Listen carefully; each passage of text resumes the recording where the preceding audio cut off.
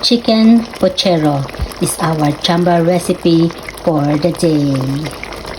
Cabbage, beans, potato, carrots, and bell pepper, banana, onion, garlic, and ginger, tomato sauce, and liver spread, corn-pegged chicken range.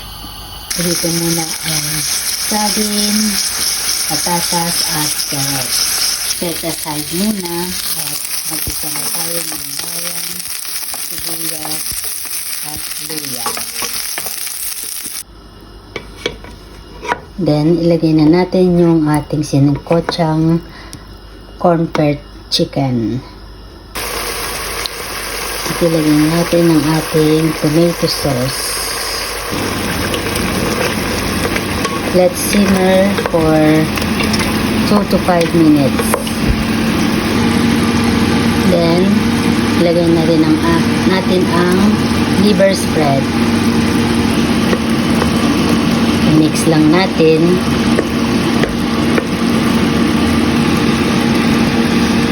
Maglagay tayo ng seasoning mix. Lagay na natin tong ating mga piniritong gulay. Lagay na rin natin ang ating cabbage at beans. So, pakuluan lang to ng 5 minutes. I add a bit of water. At this point, pwede na natin ibalik ang ating chicken at ilagay na rin yung bell pepper.